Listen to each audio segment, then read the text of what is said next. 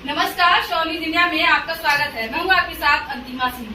आज हमारे साथ यहाँ मौजूद है शशि प्रताप सिंह। आपको बता दें इनके बारे में कि अभी 2 महीने पहले ही ओम प्रकाश राजभर के पार्टी को उन्होंने परिवारवाद का आरोप लगाते हुए उनका पार्टी छोड़ दिया था।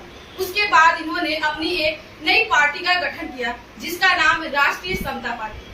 तो आज हमारे साथ यहाँ मौजूद हैं और इनसे बात करते हैं कि इस पार्टी का गठन करने का इनका मेन उद्देश्य क्या था और किस लिए, क्या सोचकर इन्होंने नई पार्टी का गठन किया।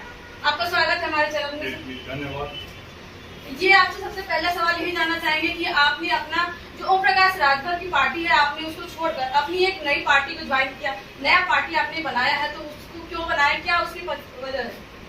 एक्चुअली 2004 में मैं उस पार्टी से उसकी नीति और उद्देश्यों के साथ जुड़ा।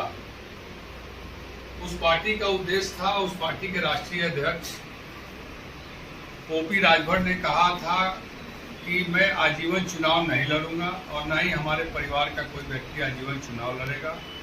यह पार्टी मैं बनाया हूँ समाज के दबे कुचले, शोषित, पीड़ित, वंचित और राजभर सहित 17 जातियों को आरक्षण, अनुसूचित जाति में दिलाना, पूर्वांचल राज्य को अलग बनाना। लेकिन जैसे जैसे समय बीतता गया और वो धन से मजबूत होते गए, वो अपने मिशन से भटकते गए। भटकते भटकते 2017 में बीजेपी से उन्होंने गठबंधन किया। उस समय भी उन्होंने कहा कि मेरे परिवार से कोई नहीं लड़ेगा, पहले कहते रहे। उस समय 2012 में उन्होंने अपनी पत्नी को चुनाव लड़ाया, खुद चुनाव लड़े। उसके बाद जब पार्टी के लोगों ने पूछा कि आप तो कहते हैं कि चुनाव नहीं लड़ेंगे, तो बोले अब आगे नहीं लड़ेंगे। फिर 2017 में जब बीजेपी से गठबंधन हुआ तो अब खुद लड़ेगा, अपने लड़के को लड़ा दिए। फिर जनता ने पूछा और कार्यकर्ताओं ने पूछा तो बोले कि हाँ लड़ना जरूरी था, इसलिए कि सदन में जाना है।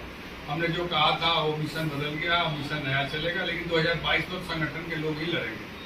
फिर 2022 में अखिलेश जी से गठबंधन हो गया।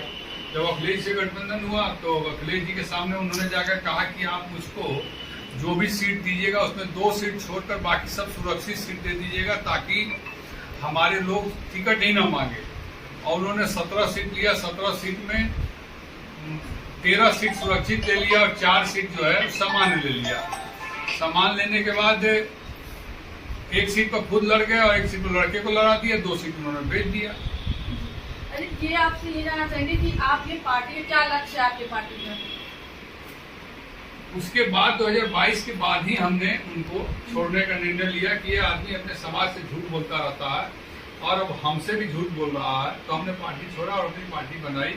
और हमारी पार्टी का देखिए मुख्य उद्देश्य जो है वो राजनीति से परिवारवाद को खत्म करना और दूसरा राइट टू प्रॉमिस, जो वादा करो उसको पूरा करो, या निर्वाचन आयोग के कानून पास करके ले आवे ताकि आने वाले समय में कोई भी व्यक्ति वादा जो करता है पूरा नहीं करता तो चुनाव लड़ने से रोका जाए। महिलाओं को बराबर की हिस्सेदारी कहने वाले राजनेता और पार्टियां अब 50% बराबर का हिस्सा महिलाओं को दें और सारी फ्री की योजनाओं को बंद करके शिक्षा और चिकित्सा को फ्री करें, हमारा मुख्य उद्देश्य है।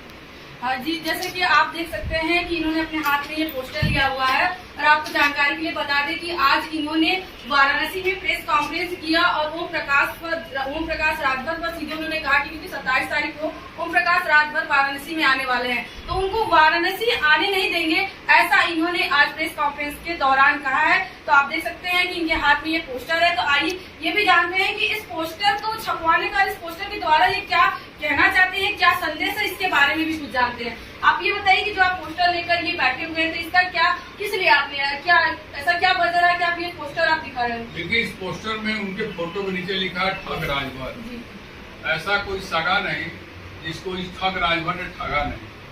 तो ठग राजभर इसलिए हो गया कि 5 साल तक बनास के लोगों को ठगा, ठगने के बाद बलिया के रसला में जाकर हवेली और मकान बनवाया, वहाँ 4-5 जिला अगल बगल के जिला में लोगों को ठगने का काम किया। कभी किसी को चुनाव लड़ने नहीं दिया, जिला पंचायत का चुनाव भी लड़ने नहीं दिया, केवल अपने परिवार को बढ़ाने का काम किया और सभी से कार्यक्रम कराकर पैसा लेकर, चंदा लेकर, टिकट बेचकर पैसा कमाने का काम किया और पिछड़ी जाति की लड़ाई लड़ते लड़ते पिछड़े समाज को बहुत पीछे ढकेलने का काम किया, अपने परिवार को आगे बढ़ाने का काम किया। तो इससे बड़ा ठग की क्या उदाहरण हो सकता है। इसलिए इनका नाम असल में ठग राजभर दिया। और 27 तारीख को बनारस आ रहे हैं, तो सभी बनारस वासियों को मैं आगाह करना चाहता हूँ, इस ठग के जाल में फंसने की जरूरत नहीं है, क्योंकि ये ठग शिकारी है और ये फंसाएगा फिर गायब हो जाएगा।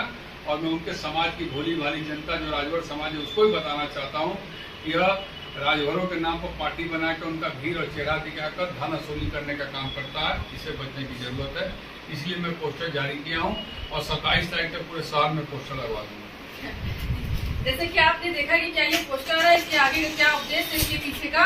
और आपको ये बता दें कि इन्होंने जैसे कहा कि ओम प्रकाश राजभर ऐसे हैं, ऐसा कोई सगा नहीं जिसको ओम प्रकाश ने ठगा नहीं।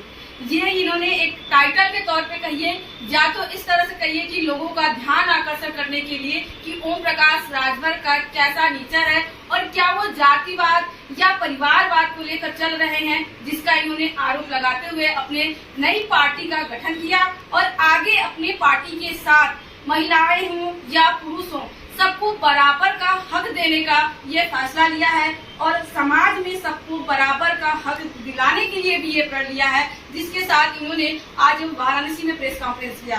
तो आपने देखा कि किस मोटो के साथ ये अपने नए पार्टी का गठन किए हैं और आगे कैसे इस पार्टी को लेकर चलते हैं ये वक्त बताएगा।